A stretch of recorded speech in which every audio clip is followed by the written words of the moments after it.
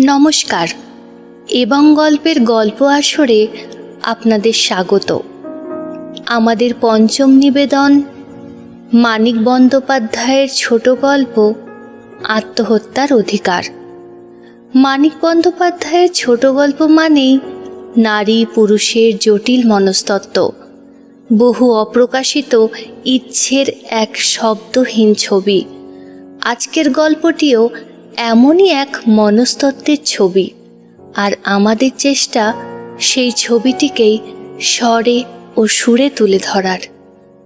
গল্পটির সঞ্চালনায় গার্গী, পরিবেশনায় ঈশিতা, শরণ্যা, সায়ন, সায়নদীপ ও অভ্র, আবহ, অভিক ও অভ্র।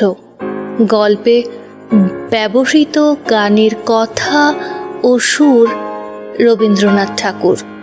গানটি গেয়েছে অর্ক। প্রচ্ছদ এসকে ডিলার, পরিচালনা অভ্র।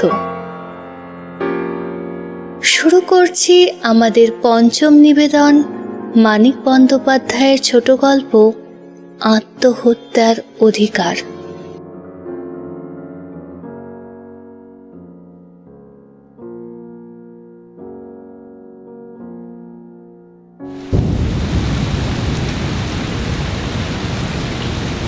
বর্ষাকালেই ভয়ানক কষ্ট হয়। ঘরের চালটা একেবারে ঝাঁঝরা হইয়া গিয়াছে। কিছু নারিকেল আর তালপাতা মান সম্ভ্রম বজায় রাখিয়াই কুড়াইয়া সংগ্রহ করা গিয়াছিল। চালের উপর সেগুলি বিছাইয়া দিয়ে কোনো লাভ হয় নাই। বৃষ্টি নামিলেই ঘরের সর্বত্র জল পড়ে। বিছানাটা গুটাইয়া ফেলিতে হয়, ভাঙা বাক্স প্যাঁটরা কয়টা এ কোণে টানিয়া আনিতে হয়।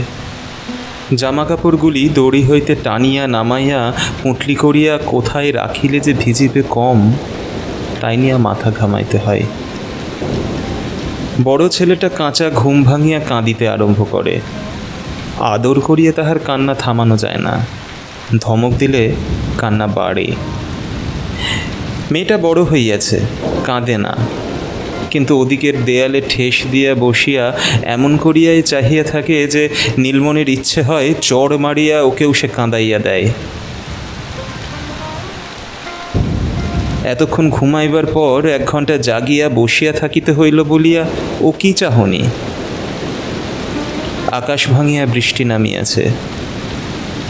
ঘরের চাল 7 বছর মেরামত হয় নাই।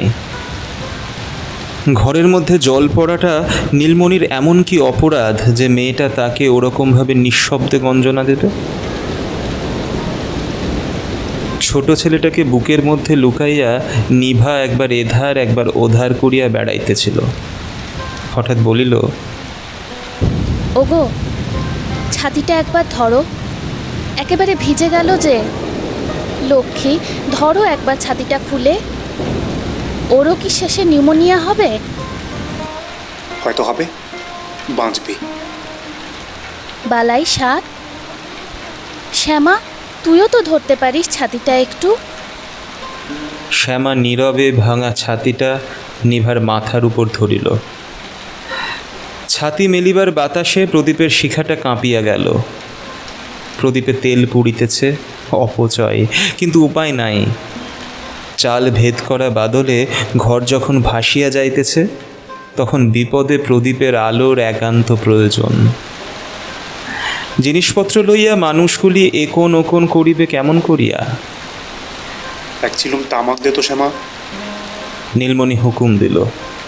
শ্যামা বলিল, ছাতিটা ধরো তবে। নীলমণি আকাশের বজ্রের মতো ধমকাইয়া উঠিল, ফেলে দে ছাতি, চুলে গুজে দে। আমি ছাতি ধরবো তবে উনি তামাক সাজবেন, হারাম জাদি। তামাক অবিলম্বেই হাতের কাছে আগাইয়া আসিল। ঘরের পশ্চিম কোণ দিয়া কলের জলের মতো মোটা ধারায় জল পড়িয়া ইতিমধ্যে একটা বালতি ভরিয়া গিয়াছে।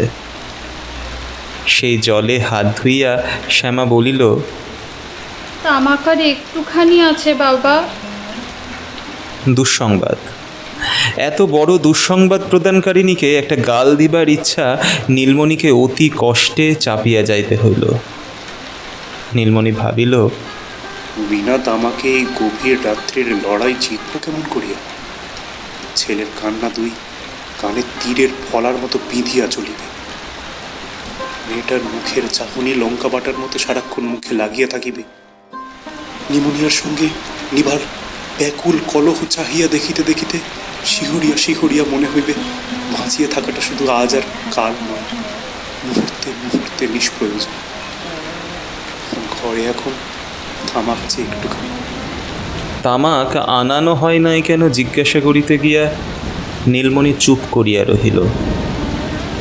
প্রশ্ন করা অনর্থক, জবাব সে পরশু হইতে নিজেই সৃষ্টি করিয়া রাখিয়াছে। পয়সা নাই, ছেলেটা বিকালে 1 পয়সার মুড়ি খাইতে পায় নাই, তামাকের পয়সা কোথা হইতে আসিবে? নিজে গেলে হয়তো দোকান হইতে ধার আনিতে পারিত, কিন্তু নীলমণি খুশি হয় এতক্ষণে ছুতা পাওয়া গিয়াছে। তামাক নেই বিকেলে বলিসটি কেন? আমি দেখিনি বাবা। দেখিনি বাবা? কেন দেখোনি বাবা? চোখের মাথা খেয়েছিলে? তুমি নিজে সেজেছিলে যে। সারাদিন আমি একবারও তামাক সাজিনি বাবা। তা সাজবে কেন? বাপের জন্য তামাক সাজলে সোনার অঙ্গ তোমার ক্ষয়ে যাবে যে। নীলমণির কান্না আসিতেছিল, মুখ ফিরাইয়া সহসা উদ্গত অশ্রু সে দমন করিয়া লহিল। না আছে তামাক? না, থাক। পৃথিবীতে তার কী বা আছে যে তামাক থাকিলেই সব দুঃখ দূর হইয়া যাইত? বাহিরে যেন অবিরল ধারে জল পড়িতেছে না, ঘরের বায়ু যেন সাহারা হইতে আসিয়াছে।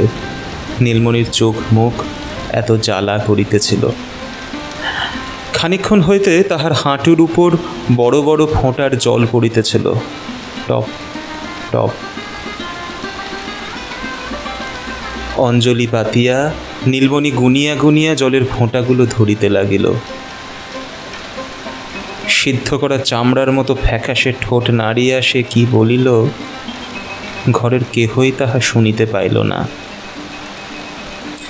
ছেলে মানুষের মতো তাহার জলের ফোঁটা সঞ্চয় করার খেলাটাও কেহ চাহিয়া দেখিল না।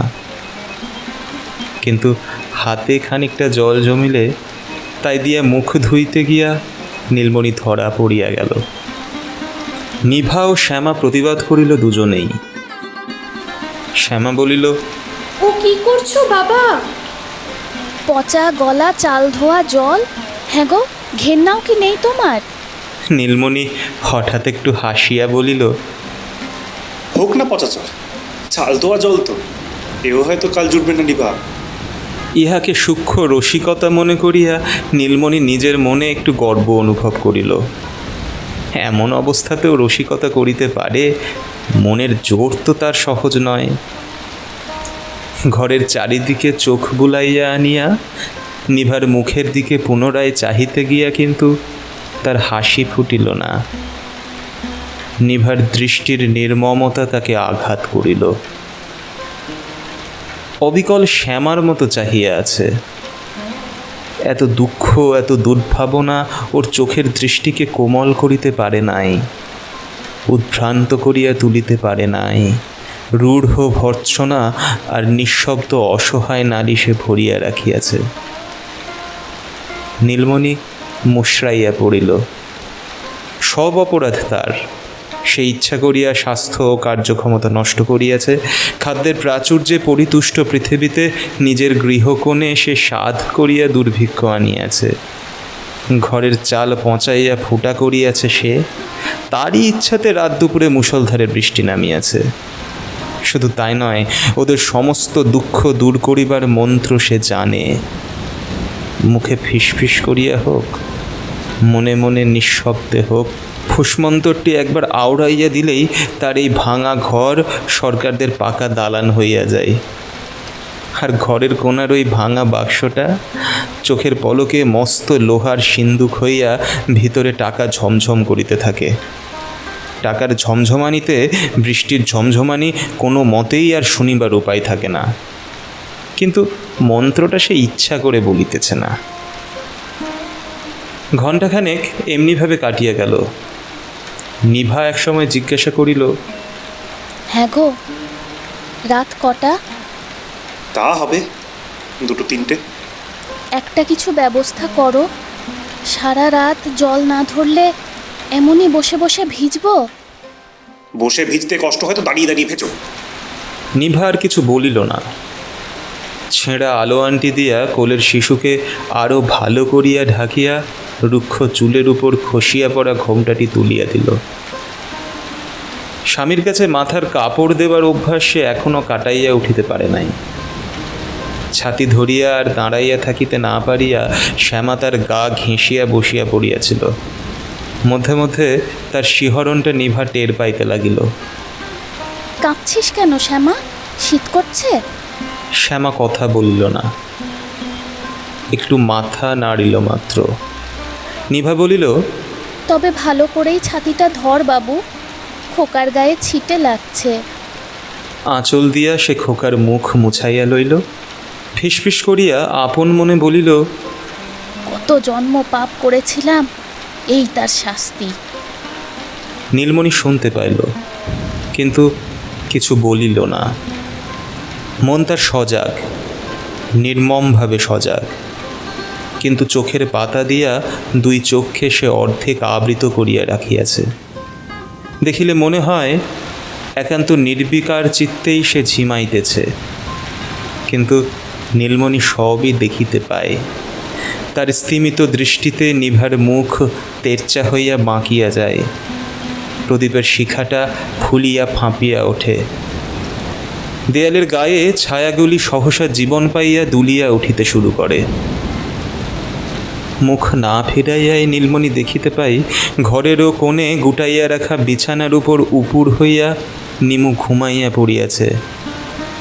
বিরক্তির তার সীমা থাকে না। তার মনে হয় ছেলেটা তাকে ব্যঙ্গ করিতেছে।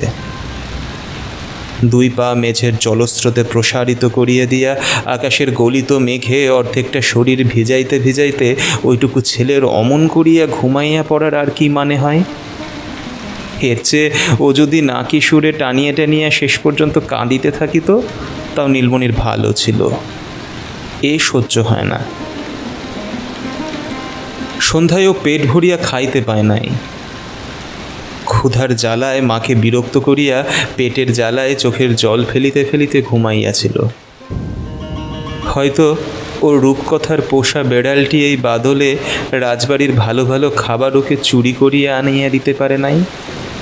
হয়তো ঘুমের মধ্যেই ওর গালে চোখের জলের শুকনো দাগ আবার চোখের জলে ভিজিয়া গিয়াছিল।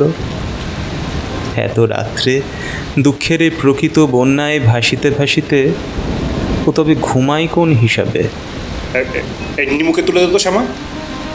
নিভা প্রতিবাদ করিয়া বলিল, কেন তুলবে কেন? ঘুমোচ্ছে ঘুমোক। ঘুমোচ্ছে না ছাই, ইয়ার কি হচ্ছে? ঢং করছে ঢং। হ্যাঁ, ইয়ার্কি দিচ্ছে, ঢং করছে। যেমন কথা তোমার, ঢং করার মতো সুখেই আছে কি না? আধ ঢাকা চোখ নীলমণি একেবারে বন্ধ করিয়া ফেলিল। ওরা যা খুশি করুক, যা খুশি বলুক, সে আর কথাটি কহিবে না। খানিক পরে নিভা বলিল, দেখো, এমন করে তো আর থাকা যায় না। সরকারদের বাইরের ঘরটাতে গিয়ে উঠি গে চলো।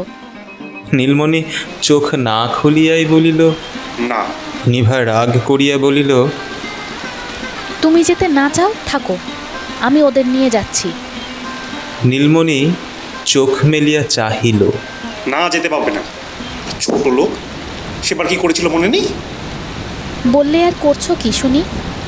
রাত দুপুরে বিরক্ত করলে অমন সবাই বলে থাকে।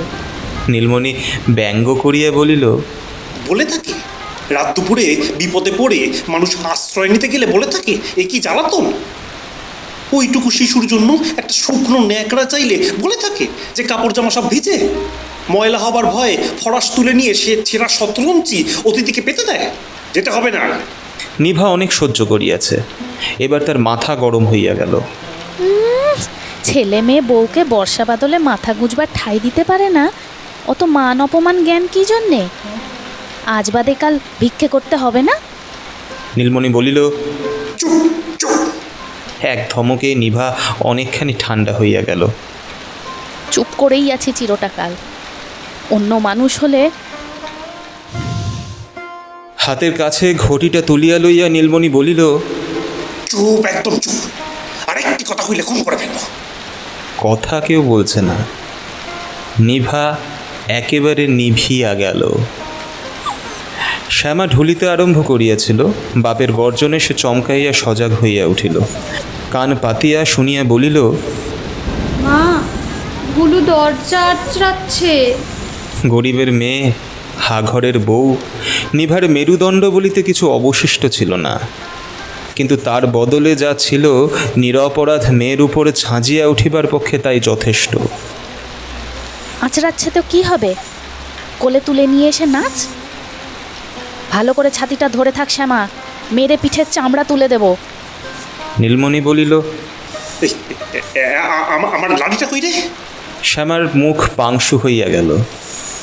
সে মিনতি করিয়া বলিল, মেরো না বাবা, দরজা না খুললে ও আপনি চলে যাবে। তোকে মাতব্বরি করতে হবে না, বুঝলি? চুপ করে থাক। বাঁ পাটি আংশিকভাবে অবশ। হাতে ভর দিয়া নীলমণি কষ্টে উঠিয়া দাঁড়াইল। ঘরের কোণায় তার মোটা বাঁশের লাঠিটা ঠেস দেয়া ছিল। খোঁড়াইতে খোঁড়াইতে গিয়া লাঠিটা সে আয়ত্ত করিল। উঠানবাসী লোমহীন নির্জীব কুকুরটার উপর তার সহসা এত রাগ হইয়া গেল কেন কে জানে। বেচারি খাইতে পায় না, কিন্তু প্রায়ই অদৃষ্টে প্রহার জোটে। তবু সে এখানেই পড়িয়া থাকে, সারা রাত শিয়াল তাড়ায়। শ্যামা একটু করুণার চোখে না দেখিলে এতদিনে ওর অক্ষয় স্বর্গলাভ হইয়া যাইত। কিন্তু নীলমণি কুকুরটাকে দেখিতে পারে না। ধুঁকিতে ধুঁকিতে লাঠি ঝাঁটা খাইয়া মৃত্যুর সঙ্গে ওর লজ্জাকর সকরুণ লড়াই চাহিয়া দেখিয়া তার ঘৃণা হয়, গা জ্বালা করে। শ্যামা আবার বলিল, মেরো না বাবা, আমি তাড়িয়ে দিচ্ছি। নীলমণি দাঁতে দাঁত ঘষিয়া বলিল, মারবো? মার খেয়ে আজ রেহাই পাবে ভেবেছিস?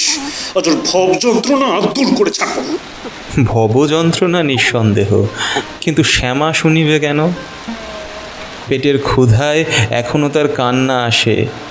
ছেঁড়া কাপড়ে তার সর্বাঙ্গ লজ্জায় সংকুচিত হইয়া থাকে। তার বুকে ভাষা আছে, মনে আশা আছে।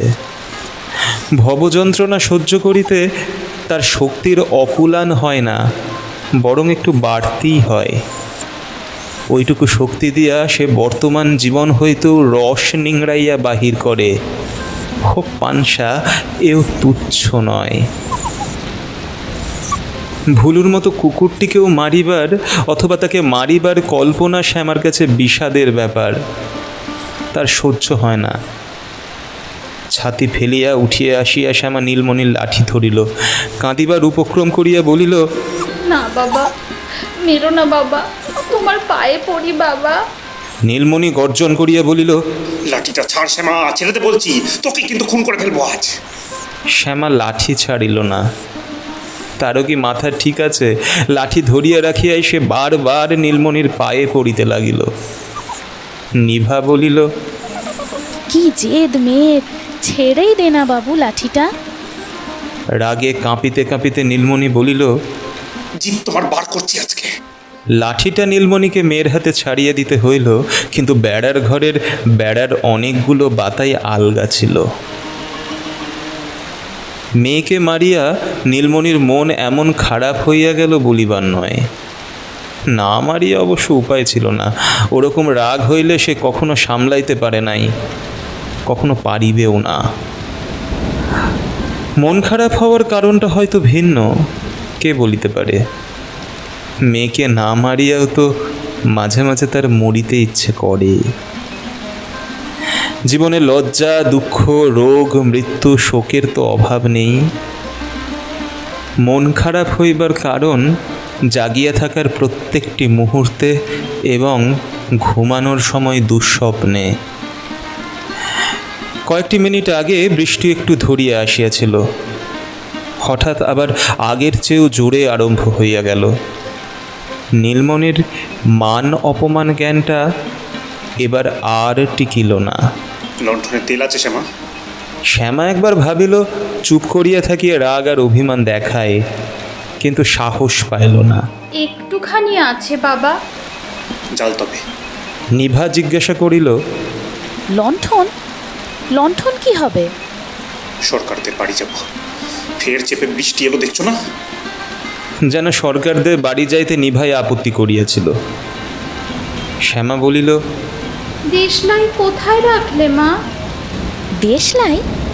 কেন, পিদিম থেকে বুঝি লণ্ঠন জানালো যায় না? চোখের সামনে পিদিম জ্বলছে, চোখ নেই? তোর কি জ্ঞান গম্ভী কিছু আছে? নিজের মুখের কথাগুলি খচখচ করিয়া মনের মধ্যে বেঁধে। এ যেন তোতা পাখির মতো অভাবগ্রস্তের মানানসই মুখস্থ বুলিয়া ওড়ানো। বলিতে হয় তাই বলা, না বলিলে চলে না সত্য, কিন্তু আসলে বলিয়া কোনো লাভ নাই। 7 বছরের পুরনো লণ্ঠন জ্বালানো হইল। নিভা মাথা নাড়িয়া বলিল, না বাবু, ছাতিতে আটকাবে না। আর একখানা কাপড় জড়িয়ে নি। দে তো শ্যামা, শুকনো কিছু দে তো। আর এক কাজ কর, 2-3টে কাপড় পুঁটলি করে নে। ওখানে গিয়ে সবাইকে কাপড় ছাড়তে হবে।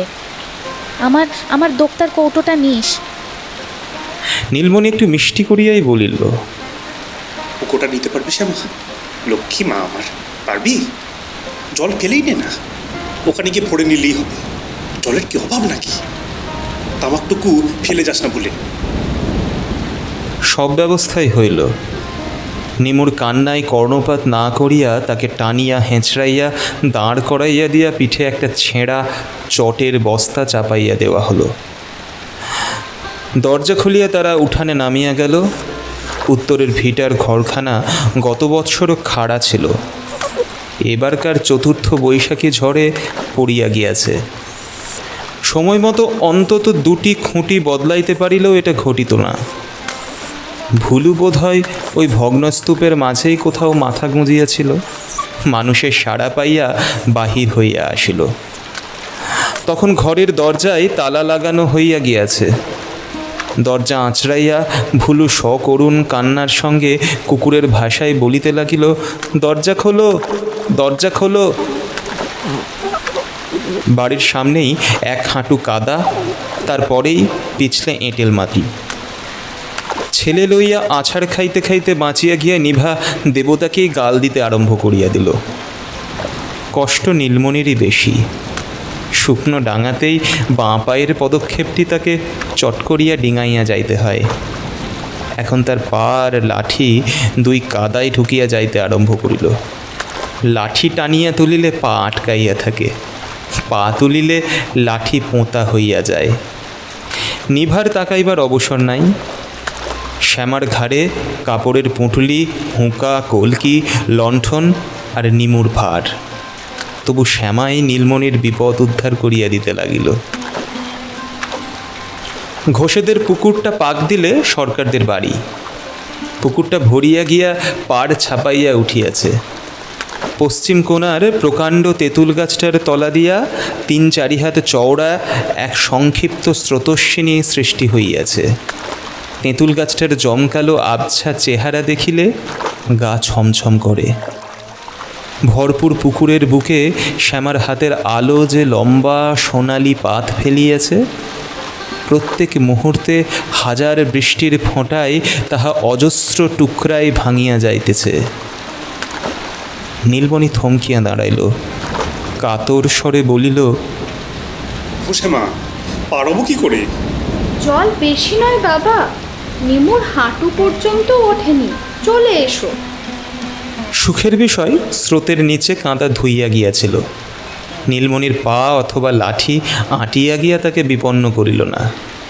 তবু এতখানি সুবিধা পাওয়া সত্ত্বেও নীলমণির 2 চোখ একবার সজল হইয়া উঠিল। বাহির হওয়ার সময় যে কাপড়টা গায়ে জড়াইয়া লইয়াছিল, এখন ভিজিয়া গায়ের সঙ্গে আঁটিয়া গিয়াছে। খানিকক্ষণ হইতে জোর বাতাস উঠিয়াছিল। নীলমণির শীত করিতে লাগিল। জগতে কোটি কোটি মানুষ যখন উষ্ণ শয্যায় গাঢ় ঘুমে পাশ ফিরিয়া পরিতৃপ্তির নিঃশ্বাস ফেলিতেছে, সপরিবারে অক্ষম দেহটা টানিয়া টানিয়া সে তখন চলিতেছে কোথায়? যে প্রকৃতির অত্যাচারে ভাঙা ঘরে টিকিতে না পারিয়া আশ্রয়ের খোঁজে পথে নামিয়া আসিতে হইল, সেই প্রকৃতিরই দেওয়া নির্মমতায় হয়তো সরকাররা দরজা খুলিবে না, ঘুমের ভান করিয়া বিছানা আঁকড়াইয়া পড়িয়া থাকিবে। না, নীলমণি আর বুঝিয়া উঠিতে পারিল না। তার শক্তি নাই, কিন্তু আক্রমণ চারিদিক হইতে। পেটের ক্ষুধা, দেহের ক্ষুধা, শীত, বর্ষা, রোগ, বিধাতার অনিবার্য জন্মের বিধান, সে কোন দিক সামলাইবে? সকলে যেখানে বাঁচিতে চায়, লাখ মানুষের জীবিকা একা জমাইতে চায়, কিন্তু কাহাকেও বাঁচাইতে চায় না, সেখানে সে বাঁচিবে কিসের জোরে? স্রোত পার হইয়া গিয়া লণ্ঠনটা উঁচু করিয়া ধরিয়া শ্যামা দাঁড়াইয়া আছে। পাশেই ভরাট পুকুরটা বৃষ্টির জলে টকবক করিয়া ফুটিতেছে। নীলমণি সাঁতার জানিত না, কিন্তু জানিত যে পুকুরের পাড়টা এখানে একেবারে খাড়া। একবার গড়াইয়া পড়িলেই অথয় জল, আর উঠিয়া আসিতে হইবে না।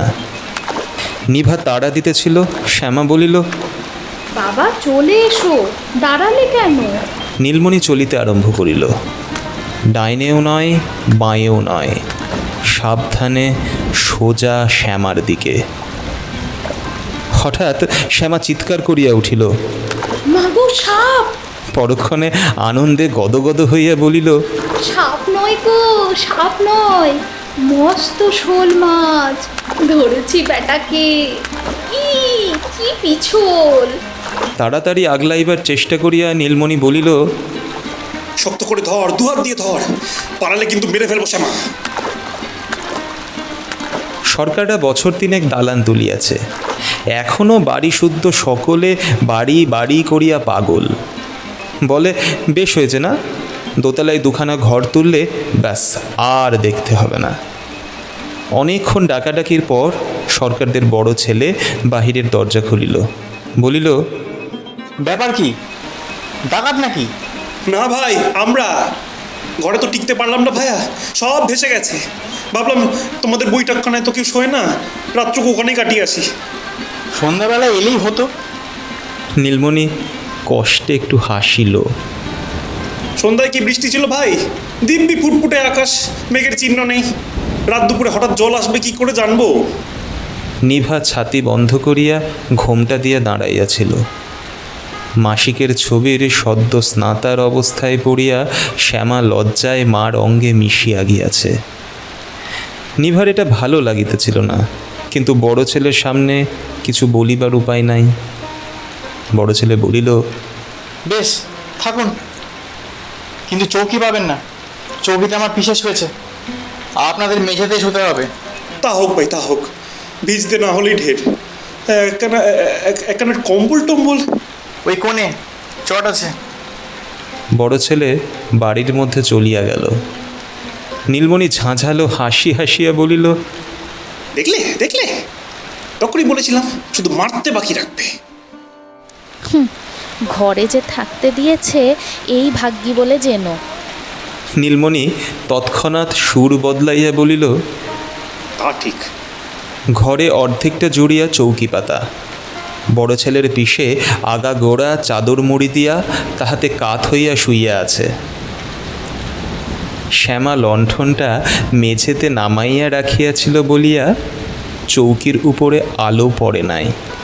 তবু এ বাড়ির আত্মীয় কেউ ফরাস তুলিয়া লইয়া শুধু শতরঞ্চির উপর শুইতে দেওয়া হইয়াছে, এটুকু টের পাইয়া নীলমণি একটু খুশি হইল। বড় ছেলের পিসে আপনার লোক, সে যদি ওরকম ব্যবহার পাইয়া থাকে, তবে তারা যে লাঠি ঝাঁটা পায় না, ইহাই আশ্চর্য। চারিদিকে চাহিয়া নীলমণির খুশির পরিমাণ বৃদ্ধি পাইল। সুখসজ্জা না জুটুক, নিবাত শুষ্ক মনোরম আশ্রয় তো জুটিয়াছে। ঘরের এদিকে একটিমাত্র ছোট জানালা খোলা ছিল। নিভা ইতিমধ্যে সেটি ভালো করিয়া বন্ধ করিয়া দিয়াছে। ব্যাস, বাহিরের সঙ্গে আর তাদের কোনো সম্পর্ক নাই। আকাশটা আজ এক রাত্রেই গলিয়া নিঃশেষ হইয়া যাক, ঝড় উঠুক, শিল পড়ুক, পৃথিবীর সমস্ত খড়ের ঘরগুলি ভাঙিয়া পড়ুক, তারা টেরও পাইবে না। নীলমণির মেজাজ যেন ম্যাজিকে ঠান্ডা হইয়া গিয়াছে, তার কণ্ঠস্বর পর্যন্ত মোলায়েম শোনাইল। ও শ্যামা, দাঁড়িয়ে থাকিস নি মা, চটগুলো বিছিয়ে দে চট করে, একটু গড়াই। ভিজে কাপড়টা ছেড়েই নে আগে, মারামারির কি আছে? এতক্ষণই গেল না হয়, আর ওখানেক্ষণ যাবে। ও শুনছো, দাও না, খোকাকে চৌকির এক পাশে একটু শুইয়ে দাও, দিয়ে তুমিও কাপড়টা ছেড়ে নাও। গলা নামাইয়া ফিসফিস করিয়া বলিল, ভদ্রলোক ঘুমাচ্ছেন তো, অত লজ্জাটা কিসের শুনি? লজ্জা করে দরজা খুলে বারান্দায় চলে যাবে না? কাপড় ছাড়া হইল। বাহিরে এখন পুরা দমে ঝড় উঠিয়াছে। ঘরের কোথাও এতটুকু ছিদ্র নাই, কিন্তু বাতাসের কান্না শোনা যায়, চাপা একটানা শাঁ শাঁ শব্দ। তাদের নীলমণি আর তার পরিবারকে নাগালের মধ্যে না পাইয়া প্রকৃতি যেন ফুঁসিতেছে। নীলমণির মনে হইল এ একরকম শাঁসানো। পঞ্চভূতের মধ্যে যার ভাষা আছে, সে ক্রুদ্ধ নিঃশ্বাস ফেলিয়া বলিতেছে, আজ বাঁচিয়া গেলে, কিন্তু কাল কাল কি করিবে? পরশু, তারপর দিন, তারও পরের দিন। শ্যামা চট বিছাইতেছিল। মাগো, কি গন্ধ! নে নে, ঢং করতে হবে না, তাড়াতাড়ি কর। ছেড়ে ছেড়ে পাত না। আরে না না, ঝাড়িস নে, ধুলোয় চারদিক অন্ধকার হয়ে যাবে। নিভা ছেলেকে স্তন দিতেছিল। কথাটা শেষ করিয়াই সে দমক মারিয়া চৌকির দিকে পিছন ফিরিয়া বসিল। নীলমণি চাহিয়া দেখিল, বড় ছেলের পিঠে চাদর ফেলিয়া চৌকিতে উঠিয়া বসিয়াছে। লণ্ঠনের স্তিমিত আলোয় পিসের মূর্তি দেখিয়া নীলমণি শিহরিয়া উঠিল। একটা শব যেন সহসা বাঁচিয়া উঠিয়াছে। মাথার চুল প্রায় ন্যাড়া করিয়া দেওয়ার মতো ছোট ছোট করিয়া ছাঁটা, চোখ যেন অর্ধেকটা ভিতরে চলিয়া গিয়াছে। গালের ঢিলা চামড়ার তলে হাড় উঁচু হইয়া আছে। বুকের সবগুলি পাঁজর চোখ বুজিয়া গোনা যায়। বুকের বাঁ পাশে কি ঠিক চামড়ার নিচেই হৃৎপিণ্ডটা ধুকধুক করিতেছে। পিষে নিঃশ্বাসের জন্য হাঁপাইতেছিল। খানিক পরে ক্ষীণ স্বরে বলিল, একটা জানলা খুলে দিন। নীলমণি সভয়ে বলিল, এই দে তো শ্যামা, জানলাটা খুলে দে। শ্যামা আরও বেশি ভয়ে ভয়ে বলিল, ঝড় হচ্ছে যে বাবা।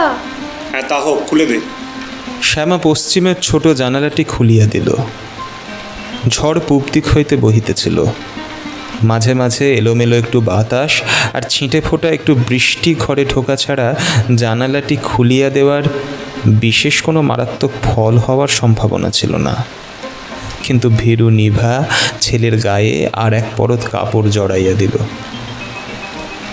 পিষে বলিল, ঘুমের ঘোরে কখন চাদর মুড়ি দিয়ে ফেলেছি, আর আর একটু হলেই দম আটকাতো। বাপরে!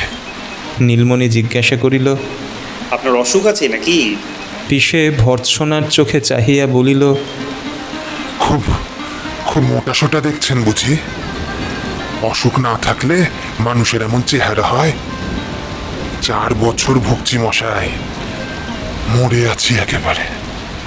জম্বেটাও কানা, এত লোককে নিচ্ছে, আমায় চোখে দেখতে পাই না। যে কষ্টটা পাচ্ছি মশাই, শত্রুও যেন। ব্যাপারটা কি? টের পান না? এমন করে শ্বাস নিচ্ছে, দেখতে পান না? পাবেন কেন? আপনার কি? যার হয় সে বুঝে। বোঝা গেল পিসের মেজাজটা খিটখিটে। নীলমণি নম্রভাবে সান্ত্বনা দিয়া বলিল, আহা, সেরে যাবে, ভালো মতো চিকিৎসা হলেই সেরে যাবে। সারবে, আম কাঠার তলে গেলে সারবে। চিকিৎসার কি আর বাকি আছে মশাই? ডাক্তার, কোবরে, জল পড়া কিচ্ছুটি বাদ যায়নি। আর 4 বছর ডাঙায় দোলা মাছের মতো খাবি খাচ্ছি। কোনো ব্যাটা সারাতে পারল না। কথার মাঝে মাঝে পিষে হাঁপড়ের মতো শ্বাস টানে। একবার থামিয়া গিয়া ডাঙায় তোলা মাছের মতোই চোখ কপালে তুলিয়া খাবি খায়। নীলমণির গায়ে কাঁটা দিতে লাগিল। বাতাস, পৃথিবীতে কত বাতাস, তবুও ফুসফুস ভরাইতে পারে না। অন্নপূর্ণার ভাণ্ডারে সে উপবাসী। 50 মাইল গভীর বায়ুস্তরে ডুবিয়া থাকিয়া ওর দম আটকাইল। পিসে বলিল, কি করে জানেন? বলে ভয় কি সেরে যাবে। বলে সবাই টাকা নেয়, চিকিৎসা করে। শেষে বলে, না বাবু, তোমার ছাড়বে না, এসব ব্যারাম সারে না। আমি বলি, ওরে চোর ডাকাত ছুঁচোর দল, সারাতে পারবি না তো মেরে ফেল, দে দে দে, মারবার ওষুধ দে দে দে দে। উত্তেজনায় পিসে জোরে জোরে হাঁপাইতে লাগিল। নীলমণি কথা বলিল না। তার বিনিদ্র রক্ত চোখ দুটি কেবলই মিটমিট করিয়া চলিল। তেল কমিয়া আসায় আলোটা দপদপ করিতেছে, এখনই নিবিয়া যাইবে। ছেলেকে বুকে জড়াইয়া হাতকে বালিশ করিয়া নিভা দুর্গন্ধ ছেঁড়া চটে কাত হইয়া শুইয়া পড়িয়াছে। শ্যামা বসিয়া বসিয়া ঝিমাইতেছে। নীলমণির হুঁকা কলকি শ্যামা জানালায় নামাইয়া রাখিয়াছিল। আলোটা নিবিয়া যাবার আগে নীলমণি বাকি তামাকটুকু সাজিয়া লইল। তারপর ঠেস দিয়া আরাম করিয়া বিষের শ্বাস টানার মতো শাঁসা করিয়া জলহীন হুঁকায় তামাক টানিতে লাগিল।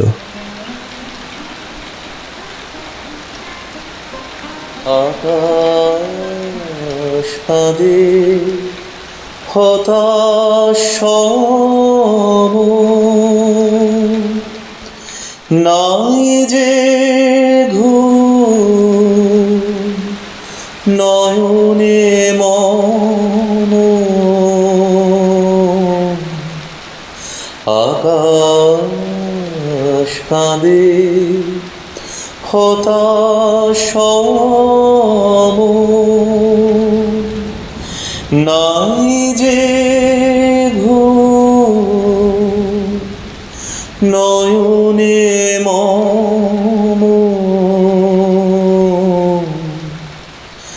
দুয়ার খুলে হে প্রিয়তম, চাই যে বারে বার পরাণ সখা বন্ধু হে আমার। বাহিরে কিছু দেখিতে নাহি পাই, তোমার পথ কোথায় ভাবি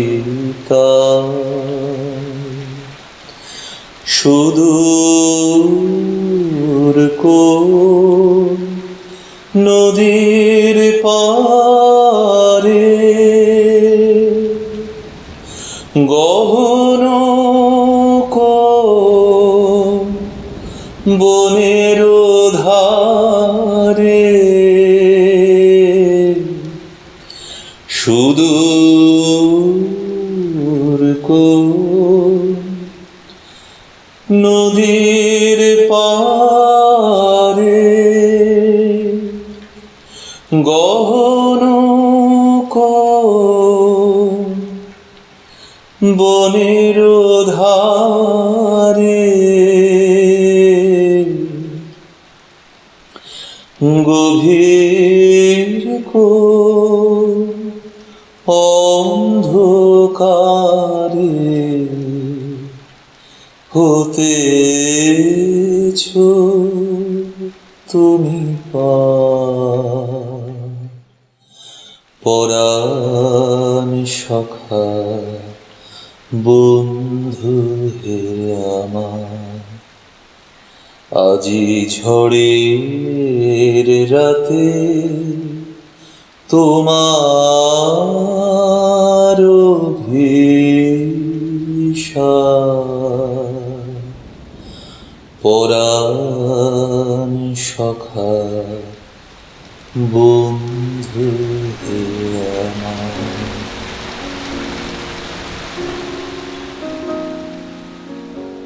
পরিবেশিত হল আত্মহত্যার অধিকার। রচনা মানিক বন্দ্যোপাধ্যায়। নিবেদনে ঈশিতা, শরণ্যা, সায়ন, সায়নদীপ ও অভ্র। সঞ্চালনা গার্গী। আবহ অভিক ও অভ্র। গল্পে ব্যবহৃত গানের কথা ও সুর রবীন্দ্রনাথ ঠাকুর। গানটি গেয়েছে অর্ক।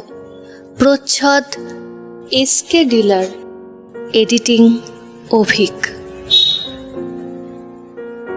পরিচালনা অভ্র। আমাদের গল্প বলা আপনাদের কেমন লাগলো তা অবশ্যই কমেন্ট সেকশনে আপনাদের সুচিন্তিত মতামত দিয়ে জানাবেন। ভালো লাগলে লাইক ও শেয়ার করে আপনাদের ভালো লাগা ভাগ করে নিলে আমরা আনন্দ পাব। আমাদের পরিবেশিত আরও গল্প শোনার জন্য এবং গল্প চ্যানেলটিকে অবশ্যই সাবস্ক্রাইব করুন ও নোটিফিকেশনে থাকা বেলটি অন করে রাখুন। গল্প শুনুন, গল্প শোনান। ধন্যবাদ।